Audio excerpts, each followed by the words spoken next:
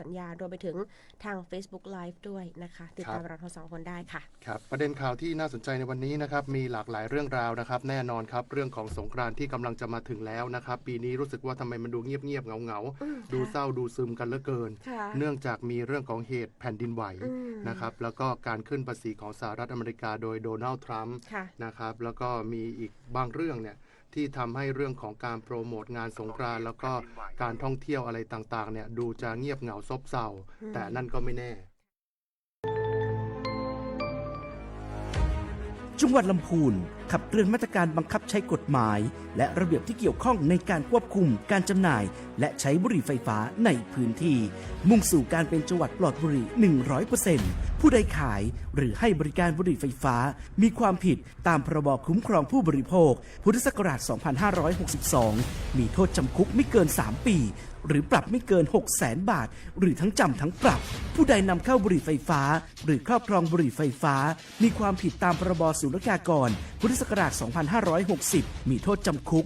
5-10 ปีหรือปรับเป็นเงิน 4 เท่าของราคาสินค้าหรือทั้งจำทั้งปรับร่วมสร้างกระแสสังคมที่ปฏิเสธบุหรี่ไฟฟ้าลดการเข้าถึงของเยาวชน Gen Z ลำพูน No Smoking และจัดให้มีบริการบำบัดรักษาช่วยเลิกสูบพัฒนาระบบบริการเพื่อการลดละเลิกบุหรี่1 อำเภอ 1 โรงพยาบาลบำบัดเลิกบุหรี่ผู้สนใจเลิกบุหรี่ติดต่อขอรับบริการได้ฟรีที่โรงพยาบาลทุกแห่งใกล้บ้านได้แล้วตั้งแต่วันนี้จังหวัดปลอดบุหรี่ไฟฟ้าสำเร็จได้ด้วยความร่วมมือของทุกคน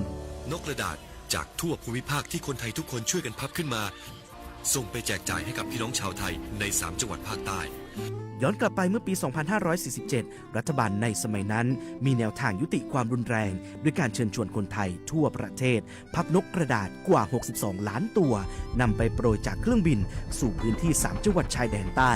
เพื่อเป็นสัญลักษณ์ถึงการรวมพลังของคนทั้งประเทศที่ได้ส่งแรงใจให้กับคนในพื้นที่จังหวัดชายแดนภาคใต้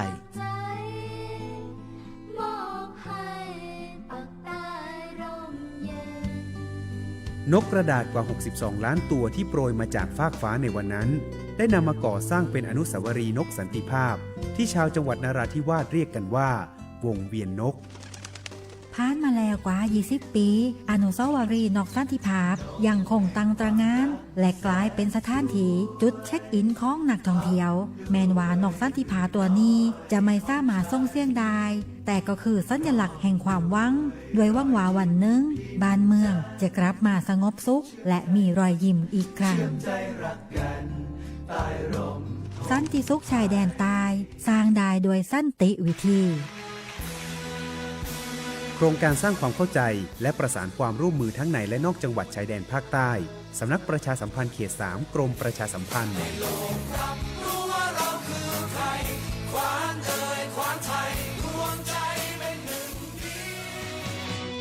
สวัสดีเจ้าหลิวอัจฉริยาเจ้าขอเชิญพี่น้องเจ้าบ้านเฮาเจ้าละปูนงดเผาทุกพื้นที่เพื่อคุณภาพอากาศดีเพื่อสุขภาพดีของทุกคนฮักละปูนแบบเผานะเจ้า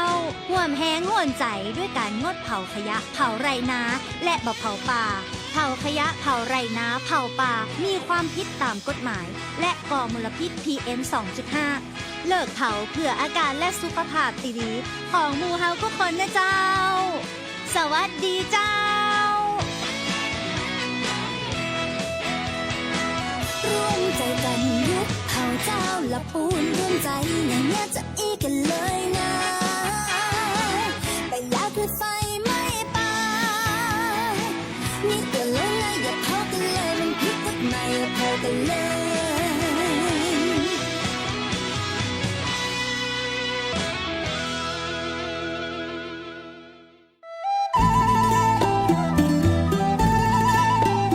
ละปูนเดินหน้า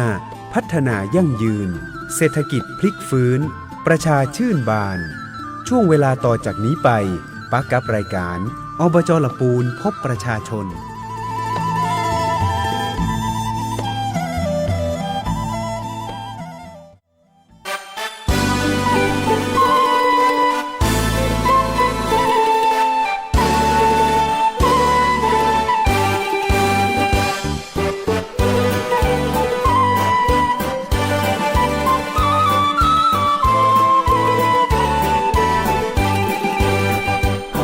ลำพูนเป็นศูนย์รวมใจใต้ฟ้าสีครามหนึ่งในสยามเป็นสมญานามชื่อเสียงเกรียงไกรสวยงามสง่าคือธงไตรรงค์โบกปลิวสวัยเราภาคภูมิใจที่เป็นหนึ่งในอบจลำพูนรายรอบเรียงรายด้วยท้องทุ่งนาป่าเขากว้างไกลท้องเปล่าเปล่าปลายแสงสีเรืองรองยามต้องแสงสูงลมแรงเหลืออารามงามระยะครารุ่งอรุณเพราะด้วยผลบุญทั้งเรามาร่วมชายคาแห่งนี้ สวัสดีเจ้าสวัสดีท่านผู้ฟังท่านผู้ชมทุกท่านนะเจ้าสวัสดี ท่านนายกองค์การบริหารส่วนจังหวัดลำพูนนะเจ้าวันนี้ที่จะออยอยู่กับนายกวีระเดชผู้พิสิทธิ์นะเจ้านายกองค์การบริหารส่วนจังหวัดนะเจ้านายกเฮงสวัสดีเจ้าสวัสดีครับดีเจออยครับสวัสดี เจ้าวันนี้ปะกันช่วงก่อนปีใหม่เนาะเจ้าเนาะครับผมเจ้ามากันเห็นแล้วติดนี้นะครับวันนี้เจ้าติดแล้วเป็นท่านรองชัดพีมาเนาะครับผมเป็นท่านรองต้อมเจ้าเป็นท่านรองต้อมมาท่านรองต้อมกับดีเจยองน้องแอร์ได้ยินว่าเปิ้นอู้กันภาษายองม่วนขนาดนี้นะอันนะครับคือรองต้อมเปิ้นอยู่ห้วยยาบเนาะเปิ้นอยู่บางทีเนาะเปิ้นอู้ยองกันปดจักผมรักฟังอยู่ม่วนกันขนาดแต่ติดแล้วนี่นายกมีภารกิจไปบุรีรัมย์ก็เจ้าแม่นครับติดแล้วไปบุรีรัมย์พอดีทางกระทรวงมหาดไทยนะครับเปิ้นออกหนังสือเชิญขึ้นไปร่วมประชุมนะครับแล้วก็การประสานงานการทำงานระหว่างผู้ว่าราชการจังหวัดนายกอบจและก็ท้องถิ่นจังหวัดนะครับก็ไปที่บุรีรัมย์ก็ไปดูงานมาครับผมก็เพิ่งเคยได้ไปบุรีรัมย์แบบเหมือนว่าไปแอลในบริเวณเมืองเปิ้นเนาะจังหวัดเปิ้นเตื้อแรกโอ้แบบน่าเชื่อก็ว่าเป็นในห้องเจ้าทองปุน ก็ถ้าอู้ถึงโดยรวมโครงสร้างพื้นฐานเนี่ยคือมันเป็นเมืองใหม่เนาะเราต้องอู้ครับว่าเปิ้ลวางแผนในการพัฒนาจังหวัดของเปิ้ลเนี่ยมาประมาณสัก10ถึง15 ปีประมาณนี้ครับตั้งแต่เริ่มมีการเอาบุรีรัมย์ยูไนเต็ดอย่างมานี่เนาะแต่ต้องบอกว่าวิชั่นของผู้นำเปิ้ลแล้วก็ด้วยองค์ประกอบหลายๆอย่างนะครับเมืองก็เลยเป็นเมืองเหมือนเมืองใหม่นะครับคือทุกอย่างเนี่ยสะอาดครับเพราะว่าอย่างว่าเปิ้ลจะมีเทศกาลใหญ่ๆรองรับการท่องเที่ยวที่จังหวัดเปิ้ลเนาะอย่างมีมอเตอร์ GP กับมีฟุตบอลนะครับซึ่งเป็นทีมดังของจังหวัดเปิ้ลก็คือต้อนรับนักท่องเที่ยวตลอดอยู่ละถึงปีนี้เนาะเมืองเปิ้ลก็สะอาดดีครับไปดูก็ถือว่าก็ได้ความแนวคิดหลายๆอย่างนะครับในการที่นำมาพัฒนาจังหวัดลำพูนบ้านเฮาครับผมเนาะก็คนละแบบกับบ้านเฮาเลยว่ากันเจ้าก็แบบเชื่อว่าคนละแบบแต่ว่าที่หันชัดๆเลยเนี่ยนะครับผมพอดีผมนั่งเครื่องบินไปลงที่ขอนแก่นแล้วขับรถเข้าไปที่ในบุรีรัมย์ก็เลยขับดูเมืองในบุรีรัมย์เนี่ยครับแต่ว่าถามว่าถ้าอู้ถึงจังหวัดรอบๆเนี่ยอย่างถ้าเราอู้ถึงขอนแก่นนี่นะครับโอ้เป็นเมืองอันนั้นเป็นจังหวัดใหญ่นะครับแล้วก็พอมาถึงบุรีรัมย์เนี่ยก็เป็นสเกลของเมืองเนี่ยจะน้อยไม่ได้ใหญ่มากนะครับถ้าเทียบกับขอนแก่นนี่เนาะใช่ครับคือองค์ประกอบภายในเมืองร้านค้าห้างสรรพสินค้าก็จะไม่ได้ใหญ่สู้ขอนแก่นไม่ได้แต่ความสะอาดในเมืองเนี่ยถือว่าสะอาดมากแทบจะไม่มีขยะแบบเห็นตามบ้านตามเมืองตามพื้นที่สาธารณะเลยครับผมก็ไปโดยคุณรัชพันธ์นะครับเลขาขับรถไปด้วยกัน2คนเขาบอกโอ้บ้านเมืองเปิ้ลนี้สะอาดเนาะเนี่ยคือเปิ้ลจะมีการรณรงค์การว่าอย่างใดก็ยังไม่ได้ถามเนาะแต่ว่าไปบุรีรัมย์รอบนี้ก็ได้แนวคิดอย่างหลายๆอย่างครับแล้วก็เปิ้ลค่อนข้างจะสนใจกับการให้พื้นที่สาธารณะของคนในเมืองนะครับเพราะว่าบริเวณคูเมืองเปิ้ลมันใหญ่มันกว้างนะครับน้ำมันกว้างครับทีนี้รอบๆเนี่ยเปิ้ลก็มีเหมือนลานทั้งคูเมืองเลยคนก็จะมาเต้นจะหาคนมาทำกิจกรรมตลอดนะครับตกปลาพ้องเต้นแอโรบิกพ้องก็อย่างไรครับดูแล้วมันเป็นเมืองที่แบบก็น่าอยู่เหมือนกันแต่ว่าคือไปอยู่นี่ก็ไปครับอยู่ลำพูนม่วนกว่าครับมาได้นะนอกใจลำพูนได้แตะกำเดียวนะเจ้าเนาะก็วันนี้โอกาสดีๆนะเจ้ามาปากันกับท่านนายกองค์การบริหารส่วนจังหวัดท่านนายกเฮงวีระเดชผู้พิสิทธิ์บติดไอ้อย่างก็ตึงจะได้มาเล่าสู่อู้จากข่าวสารให้กันได้ฟังเนาะครับผมเจ้าตะกี้ก่อนเข้ารายการก็ถามท่านนายกเหมือนกันว่าเป็นจะได้พ่องเจ้าช่วงนี้มีกิจกรรมการงานเห็นออกงานเยอะเลยนะเจ้าครับช่วงนี้ก็จะเป็นช่วงที่เริ่มใกล้เทศกาลสงกรานต์ละอันนี้ก็ขยับเข้ามาใกล้แห่งบักกี้วันนี้แล้วนะครับช่วงนี้ก็จะเริ่มออกงานก็คือเป็นงานส่วนใหญ่ก็จะเป็นงานบุญนะครับโดยเฉพาะวันที่5เชิญชวนพ่อแม่พี่น้องนะครับ 5-11 เมษายนนี้นะครับก็เชิญชวนพ่อแม่พี่น้องนะครับเทศกาลงานบุญเมืองละปูนนะครับเจ้าแล้วก็ช่วงนี้ก็จะเป็นอย่างเช่นวันที่ 4 เมษายนนี้นะครับที่ผ่านมาเนี่ยเนาะทางวัดพระธาตุนะครับกับสภาวัฒนธรรมเพิ่นก็ประชุมเตรียมการจัดงานประเพณีส่งน้ำพระธาตุนะครับปี68นี้นะครับจะขึ้นวันที่11 พฤษภาคม 2568นะครับแล้วก็ทีนี้ ท่านเจ้าวาดเนี่ยเพิ่นก็เชิญชวนคนมาช่วยกันส่งน้ำปีนี้ก็ส่งน้ำนี่ถ้าจะคึกคักอยู่ครับในเมืองละปูนเพราะเมืองบ้านเฮาเนาะเป็นเมืองบุญเนาะเราพยายามทำการท่องเที่ยวเชื่อมกับวัฒนธรรมของบ้านเฮาคือใดคือคนต่างนอกเพื่อเข้ามาหาเพื่อเข้ามาแอลกันนี่นะครับอันนี้นายกไปประชุมกับเปิ้ลเลยกับเจ้าผมมอบหมายลองชัดพีไปครับคือในงานกิจกรรมต่างๆเนี่ยจะพยายามมอบให้ลองชัดพีไปนะครับก็กำหนดการคร่าวๆนะครับประชาสัมพันธ์เรื่องส่งน้ำพระธาตุก่อนนะครับวันที่10นะครับก็จะมีรถมันจะตอน 3 โมงนะครับวันที่10 พฤษภานะครับจะเป็นรถขบวนครัวทานพร้อมกันนะบริเวณ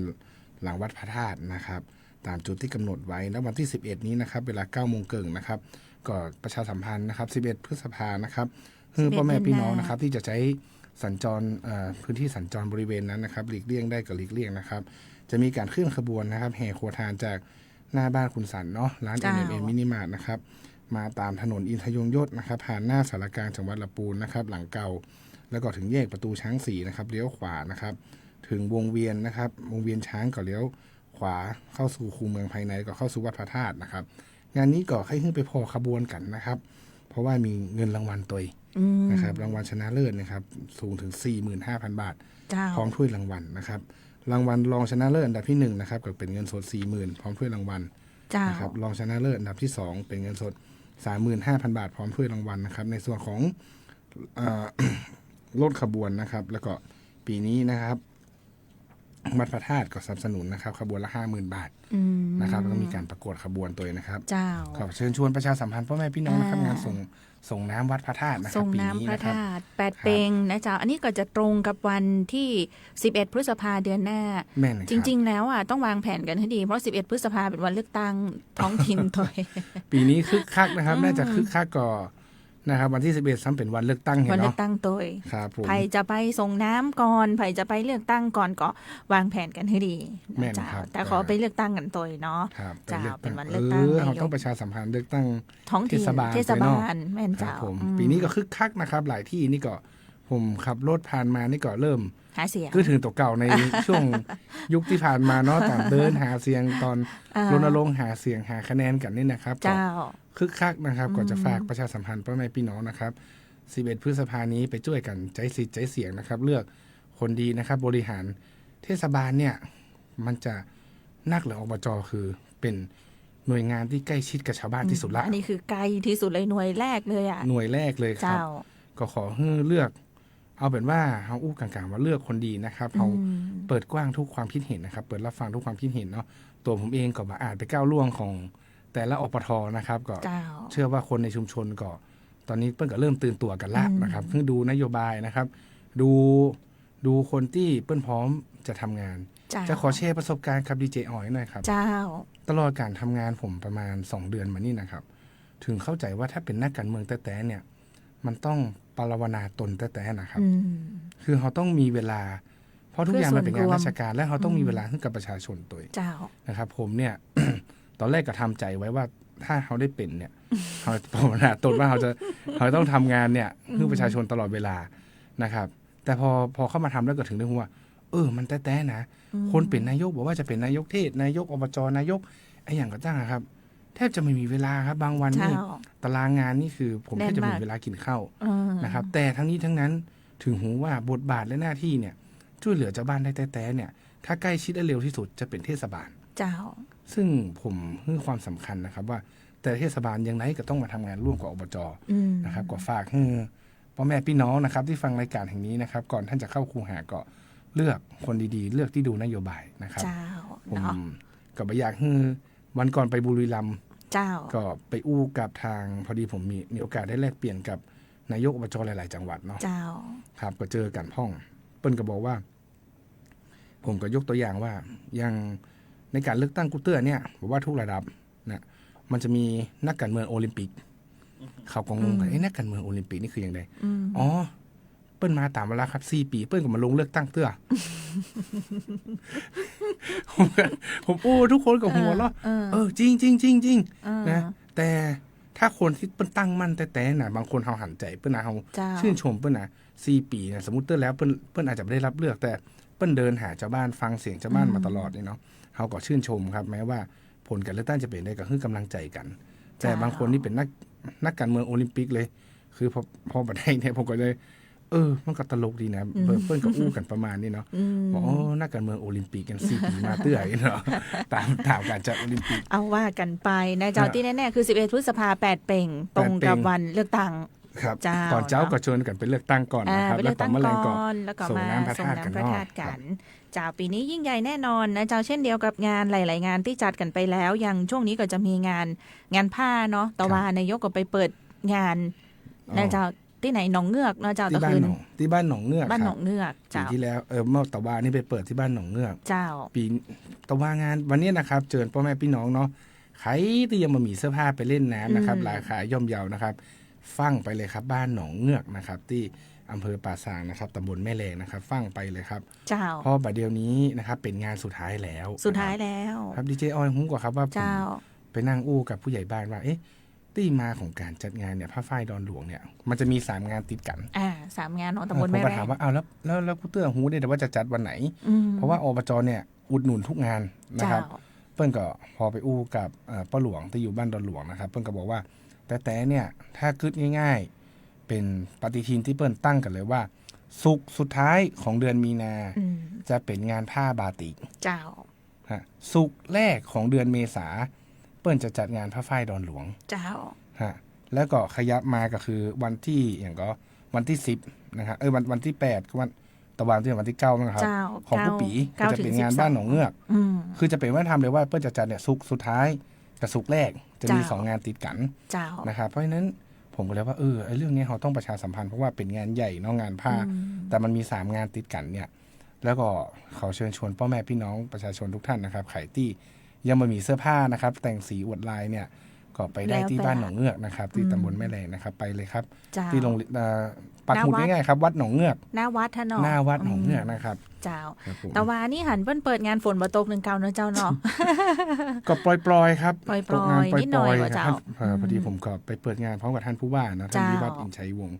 ท่านก็บอกว่าเดี๋ยวก่อนไปเปิดก่อนเลยเดี๋ยวค่อยแสดงเปิดก่อนเลยกลัวฝนตกพอเปิดเสร็จปุ๊บดักแซบฝนมาก็เลยเตียวเอลกับท่านผู้ว่าครับแต่ว่าก็เตียวเอลงานพร้อมกับท่านผู้ว่าก็บ้านดอนที่เปิดงานสุกแล้วนี่ฝนลงเหี่ยวว่าเนาะเจ้าเนาะแม่นครับเนาะก็เรียบร้อยไปแล้ว2 งานอย่างที่ท่านนายกบอกนะเจ้ายังเหลือทำงาน1เนาะส่งท้ายปี2568ละสำหรับงานใหญ่ของตำบลแม่แรงนะเจ้าแต่งสีอวดลายผ้าฝ้ายดอนหลวงนี่เสร็จไปแล้วนะจำเดี๋ยวนี้ฝ้ายงามหนองเงือกเนาะก็เชิญชวนนะแต่ว่าไปเจอเสื้อมัดย้อมเสื้อไฟถูกครับ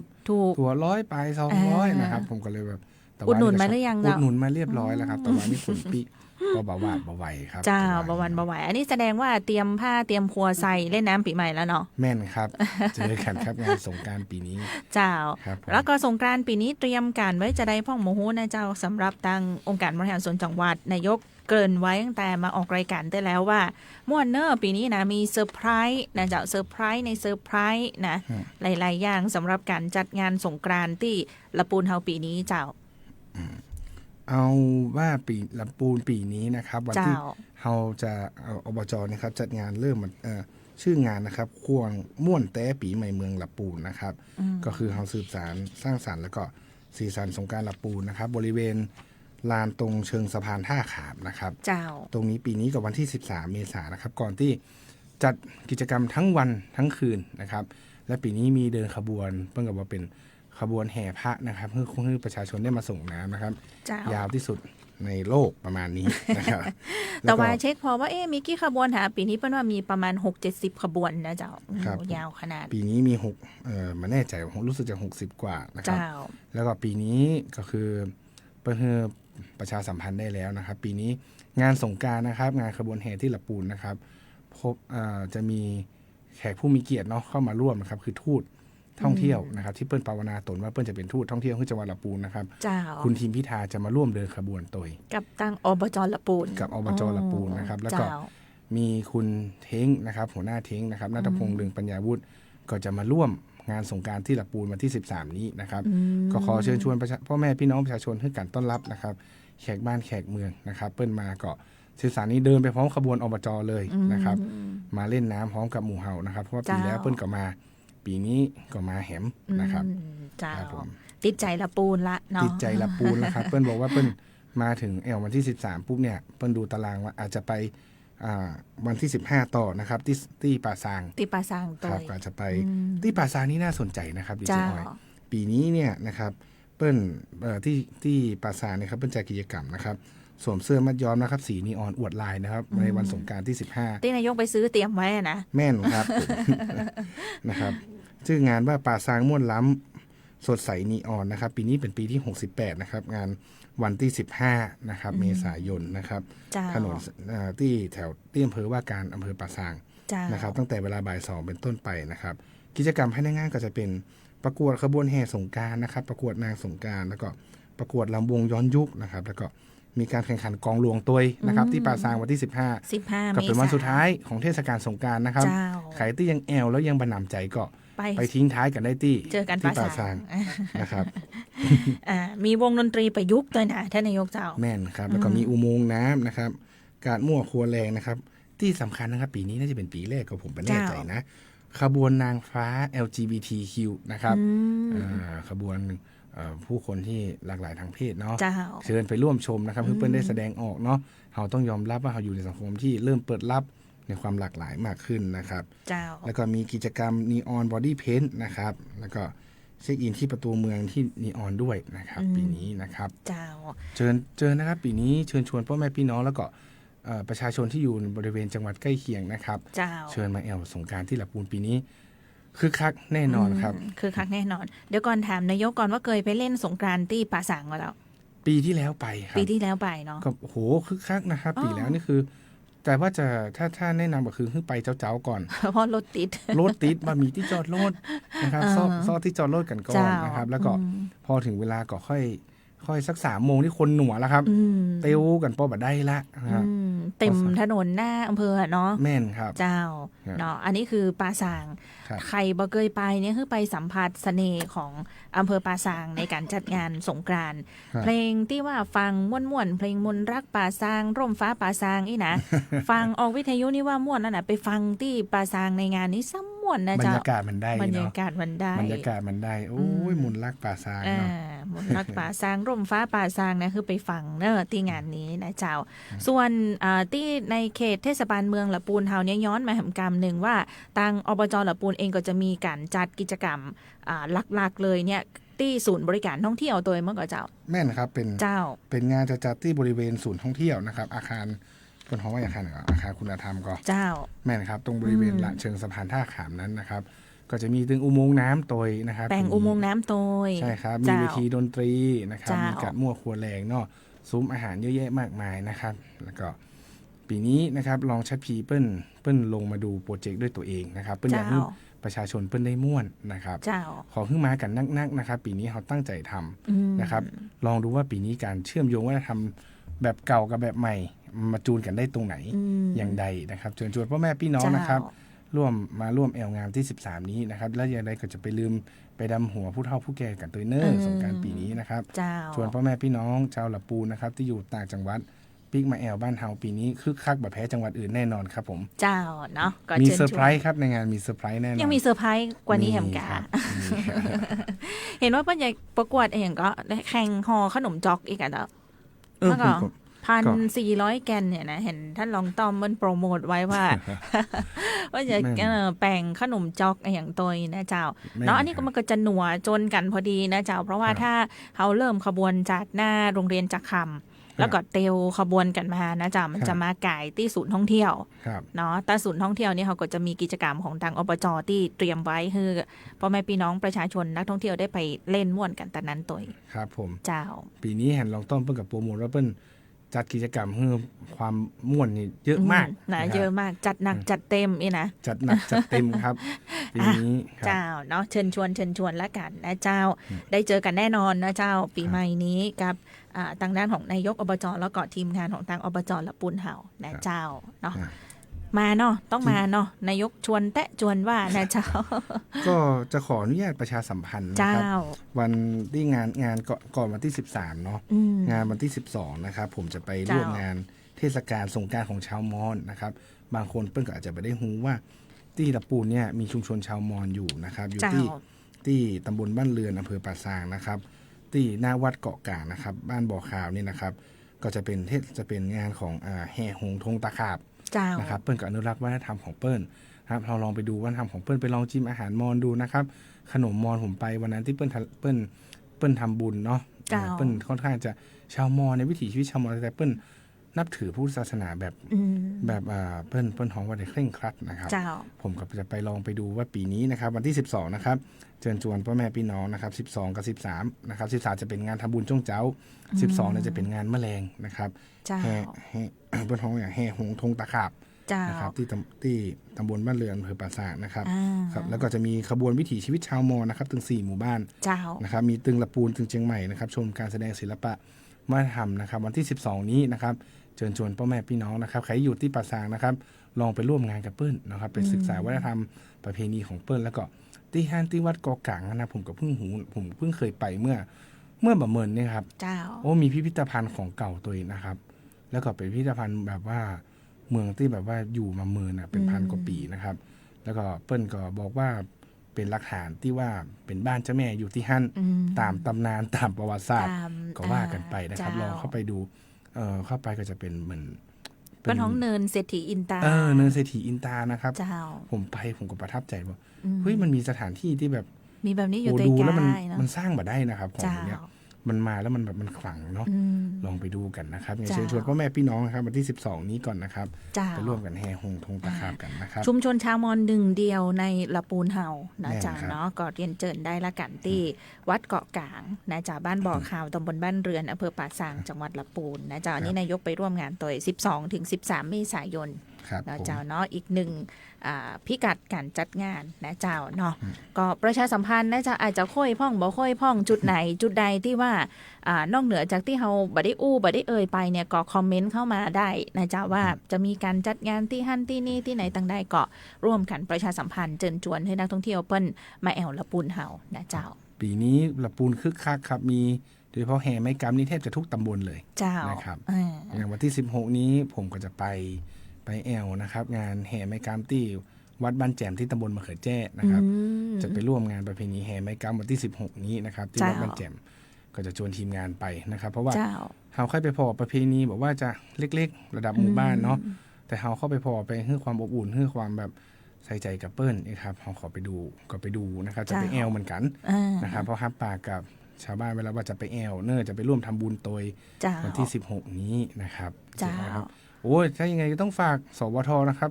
พ่อแม่พี่น้องนะครับผู้หลวงกำนันทุกท่านนะครับใครมีงานที่ไหนนะครับให้เชิญชวนชาวบ้านก็ฝากทางสวทมาได้นะครับช่วยกันประชาสัมพันธ์นะครับช่วยกันประชาสัมพันธ์นะจ๊ะเอาก็ยินดีที่จะเป็นสื่อกลางในการสื่อสารให้กับพี่น้องชาวบ้านได้รับทราบกันนอกจากเนาะว่ามีกิจกรรมการงานที่ไหนตั้งใดนะเจ้าก็จะได้ไปร่วมกันนะเจ้าก็ช่วงนี้คุณผู้ฟังอยู่ใต้กันนะเจ้ากับรายการวิทยุอบจละปูนพบประชาชนนะเจ้าซึ่งออกอากาศทางสวทละปูนคลื่นความถี่ FM 95 เมกะเฮิรตซ์นะเจ้าพร้อมกันกับสถานีวิทยุในพื้นที่จังหวัดละปูนแห่งหลายๆคลื่นที่ร่วมกันออกอากาศสัญญาณรายการในเจ้าวันนี้นะเจ้าทักทายไปถึงพี่น้องประชาชนตังลี้ตัวนะเจ้ารับฟังผ่านสถานีวิทยุในพื้นที่ของทางอำเภอลี้หลายคลื่นเหมือนกันนะเจ้าเนาะก็วันนี้ดีจะออยอยู่กันกับท่านนายกเฮงวีระเดชผู้พิสิทธิ์นะเจ้านายกองค์การบริหารส่วนจังหวัดละปูนอู้จากประชาสัมพันธ์ข่าวสารกันเนาะช่วงต้นรายการนี้ก็ประชาสัมพันธ์โปรโมทการจัดงานใน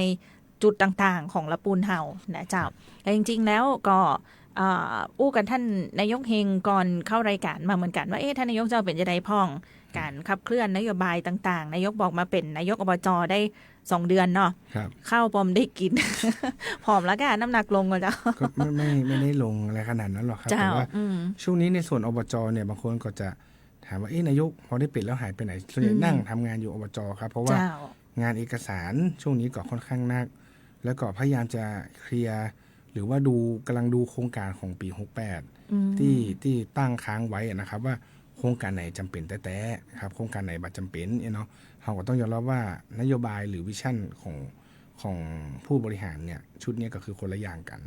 นะครับก็พยายามจะรื้อแล้วก็แต่ที่แน่ๆที่หันแน่ๆคือตอนนี้กำลังขับเคลื่อนรีบ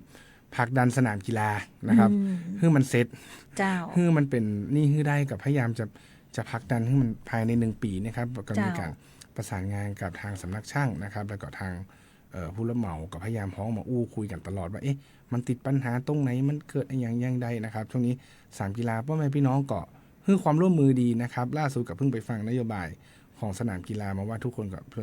ผู้ที่มาใช้ทุกวันเนาะที่จะให้เป็นประจำเพิ่งก็จะบอกปัญหาว่าตรงนี้มันมืดตรงนี้มันไม่สว่างตรงนี้มันไม่สะอาดนะครับก็กำลังพยายามเร่งที่จะทำให้มันเป็นส่วนสาธารณะใหญ่ของคนละปูนที่ทุกคนได้มีสิทธิ์ได้ใจในร่วมกันนะครับแล้วก็จะเป็นช่วงนี้กำลังขับเคลื่อนในเรื่องของนโยบายเรื่องการศึกษาเพราะนักเรียนใกล้จะเปิดเทอมนะครับก็รีบเข้าไปดูตะวาทางทีมยุทธศาสตร์นะครับคุณธนาธรก็เข้าไปพอโรงเรียนที่นาทรายนะครับกับวิทยาลัยเทคนิคที่นาทรายนะครับหลังจากกรณีเกิดแผ่นดินไหวเนาะผมก็เลยให้คุณธนาธรเนี่ยเข้าไปดูพร้อมกับที่ปรึกษานะครับคุณกมลยะผมเข้าไปพอสำรวจนะครับแล้วก็ที่โรงเรียนปะป่วยบ้านฮงนะครับเพิ่งก็ไปทำงานแล้วก็รีบขับเคลื่อนเรื่องการศึกษาเพราะว่าละออนใกล้เปิดเทอมละนะครับก็เลยเร่งก่อนที่จะสิ้นเดือนเมษายนนี้นะครับแล้วก็ช่วงนี้อบจก็คือช่วงนี้ก็คือต้องเตรียมปัญหาใกล้ๆนี่คือเรื่องน้ำแล้งนะครับน้ำแล้งปีนี้ยังไม่ได้หนักเท่าไหร่แต่หลังสงกรานต์นี่จะหนักละนะครับหลังจากน้ำแล้งปุ๊บก็ต้องน้ำท่วมนะครับเพราะฉะนั้นช่วงนี้ก็ตะวาก็ได้ฮ้องสมาชิกสภาเนาะหรือเขาจะฮ้องว่าท่านสอบจนะครับหลายๆท่านมาร่วมกันว่าท่านไปลงพื้นที่ดูรอว่าท่านตรงไหนที่มันเป็นน้ำท่วมเนี่ยเราต้องเคลียร์ถนนหนทางเคลียร์คลองรอไว้ก่อนที่น้ำมันจะมาช่วงหน้าฝนนะครับอย่างน้อยมันจะช่วยบรรเทาถ้ามันฝนตกหนักอย่างน้อยถ้าทางน้ำมันไหลผ่านสะดวกเนี่ยก็จะไม่ต้องเจอปัญหาน้ำท่วมนะครับปีนี้ก็ได้ประสานงานกับทางท่านประธานสภานะครับพระพิพงษ์คัดลีนะครับหรือประธานเฟรมเนาะเปิ้ลกับฮ้องสจมาก็คือนั่งลิสต์กันว่าใครมีคลองที่ไหนพ่องใครขุดลอกอะไรอย่างทำเอกสารเตรียมเอกสารกันนะครับช่วงนี้อบจก็คือเตรียมแก้ปัญหานะครับน้ำแล้งนะครับแล้งเสร็จก็จะท่วมนะครับก็เลยต้องช่วงนี้สอบจหากไปลงพื้นที่นะครับพ่อแม่พี่น้องทักทายกันได้นะครับช่วงนี้สอบจก็จะลงพื้นที่กันหน่อยเพราะว่าเปิ้ลก็ต้องการเตรียมนะครับเพราะว่าพอถึงเวลาแล้วถ้ามันเอาบัตรตันเนี่ยน้ำท่วมน้ำแล้งนี่ก็จะเป็นปัญหานะครับแล้วก็เรื่องของการเกษตรนะครับก็กำลังดูในเรื่องของว่าการเกษตรช่วงนี้อบจเนี่ยกำลังดูบทบาทหน้าที่แล้วก็กำลังฟังหลายๆความเห็นครับหลายๆกลุ่มความเห็นว่าเกษตรบ้านเราจะช่วยเกษตรกรอย่างใดก็เดียวบริเวณลำไยออกต้นหอมแทงช่อแล้วเนาะเตรียมละแน่นครับและปีนี้ราคาจะเป็นอย่างไรนะครับพ่อแม่พี่น้องชาวสวนจะถ้าราคามันดีเปิ้นกับบ่เดือดร้อนนะครับก็กำลังดูทิศทางแล้วก็ประสานงานหลายๆหน่วยงานอยู่ครับครับผมย้อนกลับไปที่เรื่องของการศึกษาหน่อยหนึ่งตะกี้ท่านนายกบอกว่าคือตั้งทีมยุทธศาสตร์นะเจ้าเนาะคุณธนาธรเนี่ยเปิ้นลงไปพอในภาคของการศึกษาบอกฮู้ว่าพอจะเล่าสักหน่อยเนี่ยก่อนเจ้าว่าแพลนว่าจะทำมาอย่างพ่องในมิติด้านการศึกษาที่จะรองรับในส่วนของการเปิดภาคเรียนที่จะถึงนี้เจ้าอย่างแรกน้องๆเข้ามาโรงเรียนรอบนี้นะครับเจ้าเปิดเทอมปุ๊บบ่แน่ใจปุ๊บว่าจะทันก่อแต่ทัศนียภาพในโรงเรียนเนี่ยอย่างแรกเปลี่ยนไปหลักกายภาพที่เปลี่ยนไปห้องน้ำเนี่ยอย่างแรกคือห้องน้ำเขาฟังไปดูเลยให้น้องๆก่อนไปดูก่อนนะครับแล้วก็จะต้องมีการพยายามรณรงค์ในเรื่องการใช้ห้องน้ำสาธารณะว่ามารยาทเปิ้ลท้องว่าอย่างไรฮีทเปิ้ลท้องว่าเราควรใช้ห้องน้ำสาธารณะร่วมกันยังไงมันจะไปรอกับแม่บ้านมารอทำความสะอาดละอ่อนไป300-400 คนนะครับเรื่องนี้เป็นเรื่องเล็กๆนะครับดีเจออยแต่ผมว่าเราน่าจะเหมือนปลูกฝังละอ่อนเขาได้ว่าสมมุติเรามีห้องน้ำดีๆแล้วเนี่ยอย่าไปทำลายอย่าไปทำให้มันสกปรกช่วยกันรักษาความสะอาดไม่ใช่เป็นหน้าที่ของพาโรงหรือแม่บ้านน้องผมพยายามจะปลูกฝังเรื่องนี้ไปนะครับแล้วก็ในเรื่องของกายภาพแล้วก็อุปกรณ์การเรียนนี้บัดน่าจะตันนะครับแต่พยายามจะกำลังได้ประสานหลายๆหน่วยงานว่ามีที่ไหนที่เพื่อนสามารถจัดมาหรือ หน่วยงานไหนที่เปิ้นปอจะมีกำลังทรัพย์เนาะปอจะบริจาคให้น้องๆได้ก่อนเพราะว่าคอมพิวเตอร์โรงเรียนนะครับที่นาซายผมไปดูตัวเลขน่าจะปี54แล้วครับที่บ่ได้เปลี่ยนมาพอเราสเปคมันก็ล้าหลังพอสมควรนะครับก็เลยพยายามจะไปให้ความสำคัญเรื่องการศึกษานะครับในส่วนของนาซายเนาะเพราะว่าเขาบอกว่าก็เริ่มจะไปเดี๋ยวรอเปิดเทอมเนี่ยก็จะเริ่มฟังความคิดเห็นน้องๆว่าเปิ้ลอยากเรียนอย่างพ่องเปิ้ลอยากอย่างใดอย่างเงี้ยเชื่อครับผมดีเจออยครับผมเป็นอู้กันละอ่อนคนนึงเปิ้ลเป็นชาติพันธุ์เนาะเปิ้ลบอกเรียนไปเนี่ยจบแล้วจะไปย่าหยังเปิ้ลก็บอกว่าเดี๋ยวจบม.6 ปุ๊บผมใครไปเรียนต่อครับผมก็ถามว่าแล้วน้องใครเรียนอย่างครับเปิ้ลบอกว่าเปิ้ลเนี่ยคือเปิ้ลบ้านเปิ้ลปลูกเปิ้ลเขาปลูกสวนเนาะทำการเกษตรเปิ้ลใครไปอยู่เชียงใหม่ใครไปเรียนเทคโนโลยีเปิ้ลใครเป็นช่างยนต์ใครเป็นช่างซ่อมรถอย่างเงี้ยไปซ้อเรียนอย่างประมาณเนี้ยแล้วพอเขาก็เลยทำไมถึงชอบเป็นช่างซ่อมรถเขาอู้เรื่องรถกันนะครับโอ้เปิ้ลหูหมดเลยนะครับเปิ้ลก็บอกว่านี่รถรุ่นนี้เดี๋ยวนี้เป็นไฟฟ้าครับผมก็ใครไปลองเรียนดูว่าอนาคตนี่คนจะมาออกรถน้ำมันละจะเป็นไฟฟ้าใครไปเรียนต่อครับผมใครเรียนเรื่องการซ่อมบำรุงการดูแลรักษาผมว่าผมชอบรถผมอยู่กับรถแล้วผมอยู่ได้ตึงวันแล้วอย่างถึงบอกว่าอยู่กับรถอยู่ได้ตึงวันไปอยู่ที่ไหนมาเปิ้ลบอกว่าเสาร์ที่เนี่ยเปิ้ลกับไปอยู่อู่ไปขออยู่อู่แถว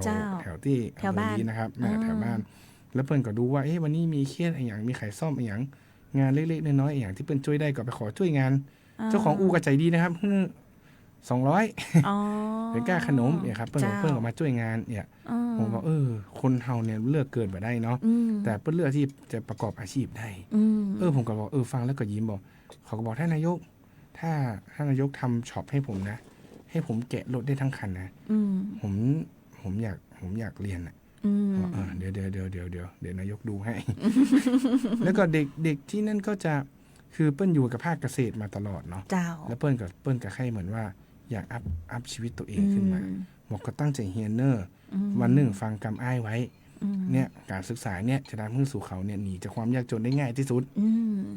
แม่นนะอันเนี้ยเพราะว่าพอด้วยสังคมไทยพอมีวุฒิก็เหมือนมีใบการันตีรายได้ส่วนหนึ่งละแล้วก็ไปสอบทำงานได้ละนะครับผมอันนี้คือสิ่งที่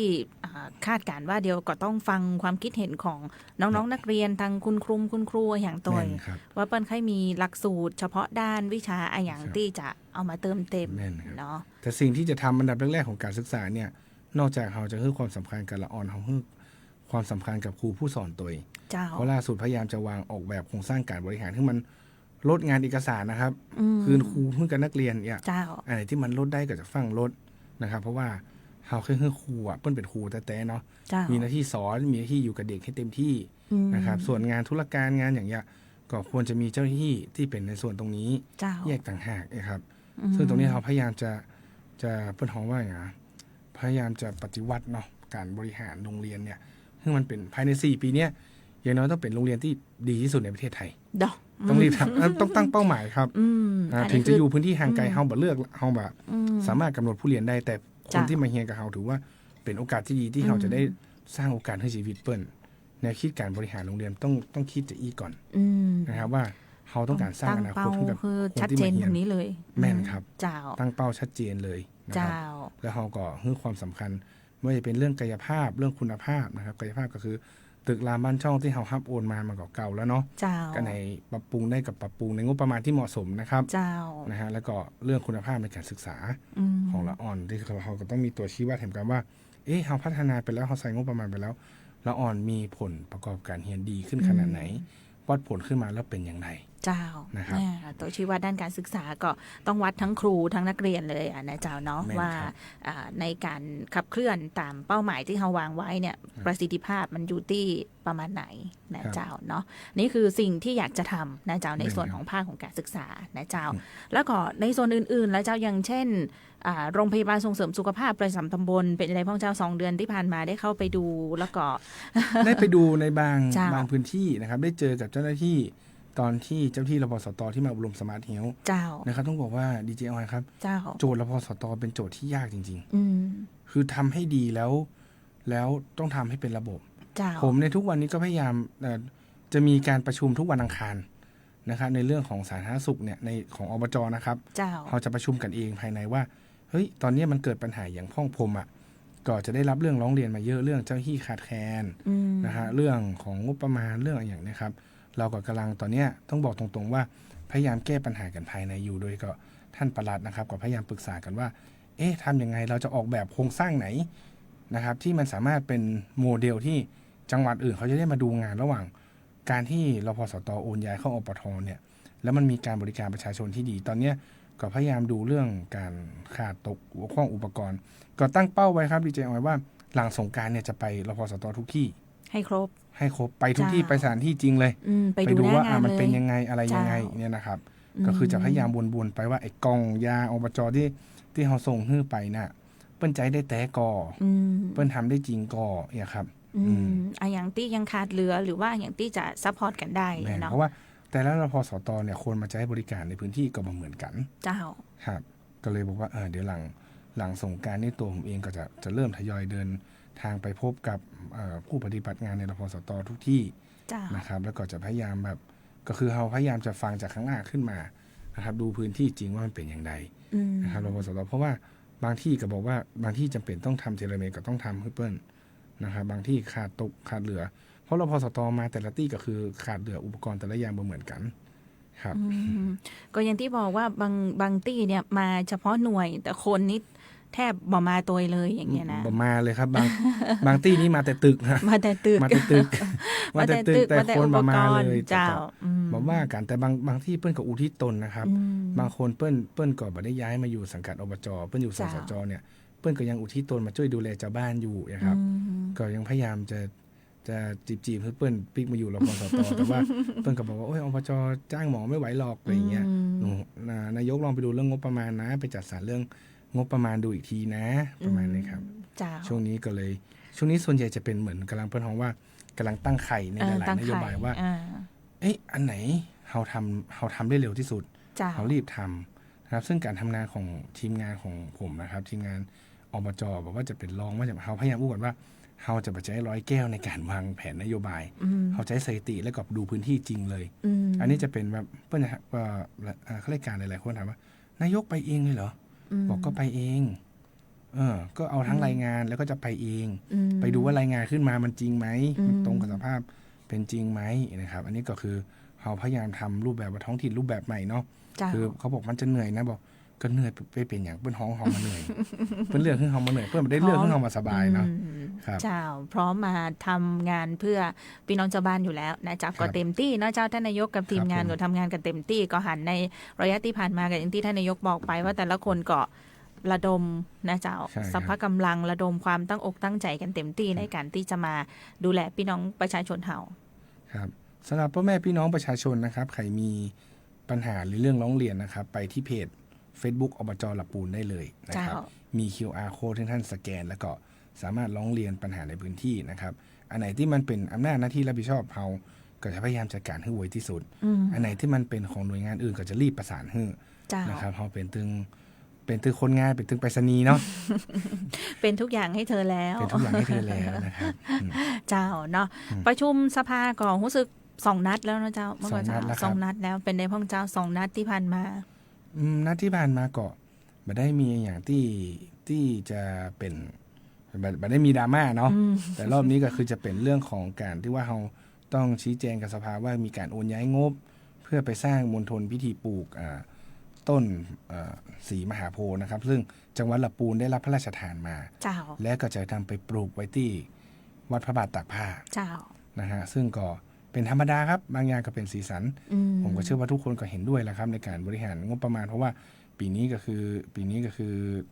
มันก็ไม่ได้มีอย่างในส่วนงบประมาณถ้าจะดูเดือนแต่ก็น่าจะเป็นข้อบัญญัติปี69ในแคมป์งบประมาณลงพื้นที่เนี่ยแหละครับอันนั้นเนี่ยผมพยายามก็สจ.มันเหมือนมีพรรคการเมืองเนาะถ้าเฮาอู้ถึงแต่นะสจ.ก็คือสมาชิกสภาแต่ละเขตเนี่ยก็พยายามสื่อสารกับสจ.ทุกท่านว่าท่านให้แก้ปัญหาให้ชาวบ้านเรื่องไหนนะครับปี69เนี่ยอันไหนเร่งด่วนเนี่ยคือทำเรื่องมาก่อนเลยอย่างอื่นผมแบบอย่างอื่นเนี่ยผมไม่ได้สนใจแต่เขาเอาความเดือดร้อนพี่น้องชาวบ้านว่านะครับคือทำปีนี้ก็คือ ชาวบ้านอย่างแรกนะครับขอประชาสัมพันธ์พ่อแม่พี่น้องประชาชนนะครับใครที่มีโครงการอย่างอยากนำเสนออบจนำเสนอมาที่เพจอบจละปูนได้เลยนะครับวันเช่นน้ำอยากให้มาช่วยพัฒนาน้ำหมู่บ้านนี่จะเป็นอันดับหนึ่งนะครับว่าจะพยายามจะมีมาแบบบางเตื้อก็มาด้วยความเปิ้ลกับบอกว่าน้ำบ้านเปิ้ลมีปัญหาแต่ลองช่วยมาดูประปาหมู่บ้านรอนะครับกับแหมอันส่วนใหญ่ก็จะเป็นเรื่องไฟฟ้าส่องตามถนนนะครับก็ต้องบอกประชาชนพ่อแม่พี่น้องนะครับว่าไฟฟ้าเนี่ยถ้ามันเป็นถนนในการดูแลของอบจเนี่ยสามารถทำเรื่องปรับปรุงหรือเพิ่มเติมได้เลยแต่กรณีที่เป็นถนนของหน่วยงานอื่นเนี่ยอย่างใดก็จะฟังไปว่าอบจเทเนอร์ มันเป็นอย่างล่าสุดนี้โดนมาก็คือถนนเป็นของแขวงทางหลวงชนบทแล้วเขาก็บอกว่าอ๋อไฟตรงนี้เอาแบบได้ครับพอโดนซาดปิกมาผมไปนั่งงานก็บอกหูจะสื่อสารให้เพื่อนฟังอย่างใดนะว่ามันเป็นถนนในนอกเหนืออำนาจของเฮาถ้าจะทำเนี่ยทำได้ก็ทำได้แต่เฮาต้องประสานงานกับหน่วยงานที่เปิ้นดูแลถนนว่าเฮาจะไฟเข้าไปเนอเปิ้นจะอนุญาตก็นะครับมันก็ระบบราชการก็จะมีเรื่องมูนี้นิดหน่อยนะครับแต่ถ้าถามว่าถ้ามันเป็นปัญหานั่งแต่ในยังไงอบจผลักดันให้แน่นอนนะครับแต่ถ้าอันไหนมันเป็นบัจจัยบทบาทหน้าที่ของเฮาอย่างเช่นถนนเนี่ยเป็นของทางหลวงชนบทเนี่ยเฮาอาจจะขอเวลาหน่อยในการประสานงานใจเย็นๆกันหน่อยนะครับฟังไปเดือดคือนายกเนอใจเย็นๆกันหน่อยนะเจ้าเนาะอันนี้ก็เป็นการขับเคลื่อนนะเจ้างานของทางอบจละปูนโดยการนำของนายกเฮงวีระเดชนะเจ้าในช่วง2เดือนที่ผ่านมาเนาะจริงๆมีประเด็นหลายๆเรื่องเหมือนกันนะเจ้าที่อยากจะสอบถามท่านนายกอบจท่านผู้ฟังเองก็เหมือนกันนะเจ้าท่านที่ติดตามผ่านสื่อออนไลน์อยู่เนาะก็จะมีทั้งการออกอากาศผ่านวิทยุโดยนะเจ้าท่านผู้ฟังทางบ้านที่ฟังรายการอยู่ใครโทรอู้กับนายกการในช่วงท้ายนี่ก็เรียนเชิญได้นะเจ้า0535255566นะเจ้า0535255566เนาะส่วนท่านผู้ชมทางสื่อออนไลน์ก็คอมเมนต์เข้ามาได้นะเจ้าทางเพจ Facebook ที่ไลฟ์สดรายการอยู่ในช่วงนี้นะเจ้ากรมผู้ฟังเจ้าเห็นว่าพอท่านนายกเฮงมาเป็นนายกนี่เพจอบจผู้ติดตามเพียบเลย ล่าสุดทำสถิติผู้ติดตามผู้เข้าชมนะครับ1 ล้านคนนะครับก็ผู้ติดตามก็เพิ่มขึ้นนะครับจำตัวเลขสถิติแน่ๆมาได้นะครับก็คือจังหวัดเฮาก็ได้รับความสนใจจากพ่อแม่พี่น้องนะครับในต่างนอกมากขึ้นนะครับก็พยายามอาศัยตรงนี้ครับพยายามประชาสัมพันธ์ก็จะฝากประชาสัมพันธ์พ่อแม่พี่น้องนะครับใครมีสินค้าประจำตำบลสินค้าประจำหมู่บ้านนะครับอยากให้เพจอบจช่วยโปรโมทยินดีนะครับ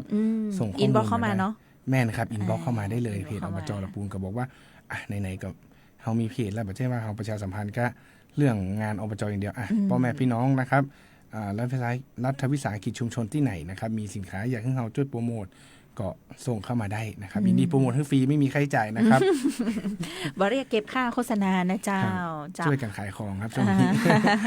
กระตุ้นเศรษฐกิจนะครับแล้วก็ในช่วงที่ผ่านมาเจ้าท่านนายกเจ้ามีโอกาสได้ปะกับทางภาคของส่วนราชการเนาะภาคของเอกชนภาคอย่างแล้วก็ได้มีการหารือหรือว่าได้อู้จากันถึงเรื่องของการช่วยงานกันจะได้พ่องกับเจ้าโอ้ยทุกภาคส่วนผมว่าตอนนี้เริ่มเข้าที่เข้าทางคือเริ่มปรับความเข้าใจกันแล้วก็ให้ความร่วมมือกันดีครับโดยเฉพาะส่วนงานราชการเนี่ยทุกหน่วยเลยนะครับต้องบอกว่าทุกหน่วยก็ให้ความร่วมมือดีมากนะครับโดยเฉพาะท่านผู้ว่าท่านนี้นะครับท่านวิวัฒน์ท่านบอกว่าท่านนายกมีอะไรที่มันเป็นประโยชน์ของพี่น้องชาวบ้านผมช่วยได้ท่านนายกบอกเลยนะเมื่อวานเจอกันที่งานหนองเงือกท่านก็บอกท่านนายกถ้ามีอะไรเนี่ยท่านบอกเลยนะผมยินดีช่วยสนับสนุนเต็มที่ทางจังหวัดสนับสนุนเต็มที่นะครับท่านก็บอกว่ามีหน่วยงานไหนที่ไม่ให้ความร่วมมือแจ้งท่านเลยท่านจะประสานให้ท่านผู้ว่าคนนี้ท่านค่อนข้างจะเป็น คนรุ่นใหม่นะครับเป็นการทำงานของท่านนี้เร็วนะครับเราเป็นบางทีเราเป็นคนรุ่นใหม่เรายังงงเลยท่านทำงานเร็วกว่าเราอีกท่านขลึกบึกบักขนาดนั้นแบบตุ๊บท่านก็เซตเลยครับแต่ว่าท่านประเด็นนี้ก็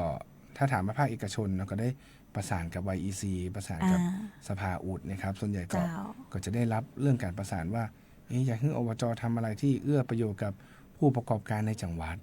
นะครับผมก็บอกถ้ามีโครงการใหญ่เขาต้องฟังเนาะคนที่เป็นผู้ประกอบการและเปิ้นได้รับผลกระทบแบบว่าจะเรื่องอย่างต่างๆอย่างที่อบจเข้าไปช่วยได้ก็ยินดี นะครับผม เนาะยินดีนะเจ้าก็ถือว่าเป็นการขับเคลื่อนงานของทางอบจละปูนอย่างที่ท่านนายกบอกชอบมากเลยกำลังตั้งไข่กันอยู่ ช่วงนี้เป็นช่วงระยะตั้งไข่กันอยู่คือที่บอกว่าตั้งไข่เนี่ยก็คือว่าเราก็เริ่มดูเอาข้อกฎหมายนะฮะเอาข้อกฎหมายเข้ามาประกอบให้เราทำในนโยบายที่เราได้ประกาศไว้ให้ได้แล้วมันให้ได้ไม่พอต้องทำให้ได้เร็วด้วยนะครับว่าอะไรที่มันสามารถเป็นบทบาทหน้าที่แล้วมันทำได้เลยก็รีบนะครับอย่างช่วงนี้ก็พยายามเร่งนะครับให้ทำสนามกีฬาให้เสร็จนะครับเพราะว่าเรารู้สึกว่ามันควรจะเสร็จได้แล้วนะครับแล้วก็พอเสร็จแล้วเนี่ยคงจะยังไม่มีการก่อสร้างในบริเวณนี้ไปสักช่วงหนึ่งให้เขาได้ใช้สนามให้เต็มที่ก่อนคือเต็มอกเต็มใจกับการใช้สนามกีฬาแบบบ่มีครัวคาโลคาละเตื้อยนะเจ้าเนาะก็ในส่วนของสนามกีฬาเองก็มีการขับเคลื่อนกันเต็มที่นะเจ้าที่ท่านนายกเรียนไปเนาะการขับเคลื่อนนโยบายเรื่องของภาคของการเกษตรนะเจ้าเนาะแล้วภาคของการท่องเที่ยวแล้วเจ้าช่วงนี้เป็นในพงเจ้ามีช่วงนี้ภาคการท่องเที่ยวคือเราโฟกัสช่วงนี้โฟกัสเรื่องเที่ยวสงกรานต์นะครับแต่ต่อจากนี้จะต้องเริ่มทำนโยบายท่องเที่ยวแบบมีแบบแผนแล้วในที่นี้คือเอาเรื่องเทศกาลก่อนคือเราจะมี9เทศกาลนะครับหลักๆซึ่งกำลังพยายามระบุกันว่าอย่างเช่นเทศกาลโคมก็จะเป็น1ใน9เทศกาลนะครับที่เราจะสนับสนุนและผลักดันนะครับเทศกาลของผลักดันให้ครูบาศรีวิชัยนะครับเป็นบุคคลสำคัญของโลกได้นะครับแล้วก็แหมอันนึงก็คือเทศกาลในเรื่องของเนี่ยอย่างงานผ้าป่าซางเนี่ยก็จะพักดันให้เป็นเทศกาลหนึ่งเทศกาลที่ละปูนจวนคนต่างนอกเข้ามาแอลนะครับตรงนี้เรื่องการท่องเที่ยวคือทุกอย่างช่วงนี้ช่วง2เดือนแรกเนี่ยจะเป็นการตั้งไข่ในการร่างทำนโยบายของ3ปีตั้งหน้า4ปีตั้งหน้านะครับว่านโยบายเราจะขับเคลื่อนไปทิศทางใดแล้วมันจะได้กระตุ้นเศรษฐกิจมั้งแต่ลากยากขึ้นมาแต่เจ้านะครับเนาะเพราะนโยบายเนี่ยคือเจ๊ว่ามาเลยใจได้เลยนะจ๊ะจริงๆคือต้องข้ามปีกันไปเนาะปีนี้ก็อาจจะบางอย่างอาจจะมาได้ทันทีเตื้อแม่นเนาะคือมันเป็นจังหวะการเลือกตั้งที่เป็นเลือกตั้งหลังเปิ้นทำงบประมาณไปแล้วนะครับจังหวะเลือกตั้งเรามันเป็นอันคือประเด็นนี้ผมมานี่ก็คือได้กระพอว่า อันนี้เป็นการใช้งบของปี68ปี68เป็นการใช้งบปี68แต่เป็นการทำงบในปี67นะครับเพราะเปิ้นจะเริ่มเคาะงบตอนช่วงกรกฎาคมสิงหาช่วงนี้ก็เลยเป็นการที่ทีมบอกว่าจะเป็นสอบจกับทีมผู้บริหารเนี่ยมาช่วยกันนั่งของบสแกนงบกันว่าเฮ้ยไปติดตามงบรออันไหนที่เปิ้นทำเนี่ยดีเขาก็บอกว่าเนาะแต่ไปติดตามว่าทำแล้วมันได้ผลแต่ก่อนะครับเขาก็ช่วยกันติดตามงบแล้วก็เดี๋ยวช่วงนี้ครับพ่อแม่พี่น้องไข่ไข่หูว่างบประมาณปี68อันไหนเดี๋ยวสักกรรมจะอัปเดตให้ในเพจของในเว็บไซต์ของอบจนะครับว่ามีโครงการอย่างที่ทำไปแล้วแล้วโครงการไหนกำลังจะเริ่ม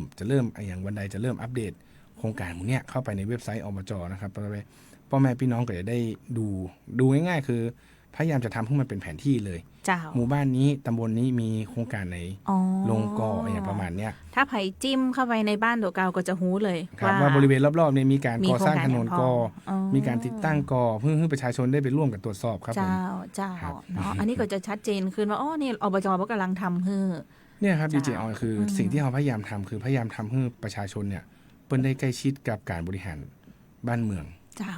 เปิ้ลได้หูว่าอ๋ออย่างถ้าสมมติว่าทำขึ้นมาเนี่ยในเว็บไซต์บอกว่าแถวบ้านเนี่ยก็ว่าละอ่อนเข้าไปเปิดเล่นพอไอ้เนาะแถวบ้านนี่มีเปิ้ลแปลงถนนเนอะเนี่ยถนนเปิ้ลจะแปลงแล้วรอเปิ้ลจะเริ่มเมื่อใดเปิ้ลมีการประมูลหรือยังประมูลการเข้าไปก่อสร้างหรือยังถ้ามีพอหัวมีการก่อสร้างก็จะได้ใครที่สัญจรไปมาเขตท่านก็จะได้ระวังตัวครับจะได้ระวังวางแผนการเดินทางได้ถูกต้องนะครับมีคอมเมนต์เข้ามาบอกมีอยากจะประสานขอน้ำสองฝั่งถนนเจริญราษฎร์นะเจ้าปีแล้วมีน้ำให้เล่นปีนี้ยังบาหันเตื้อแต่ว่าผมก็หันในเพจของคุณโนดนะว่าผมก็เลยว่าเดี๋ยวจะรีบเข้าอบจก็ไปถามว่าปีแล้วเนี่ยทางเทศบาลเปิ้ลน่าจะเป็นคนจัดครับแต่ปีนี้พอเปิ้ลเลือกตั้งเนาะก็น่าจะมีคนประสานเดี๋ยวผมจะลองประสานเทศบาลแห่งกรรมแต่ล่าสุดนี่ทราบว่าท่านผู้ว่าประสานทางการประปาละอาจจะมีได้บางจุดอาจจะมีได้บางจุดเห็นว่าจะมีบริเวณหน้าศาลากลางเนี่ยมีอยู่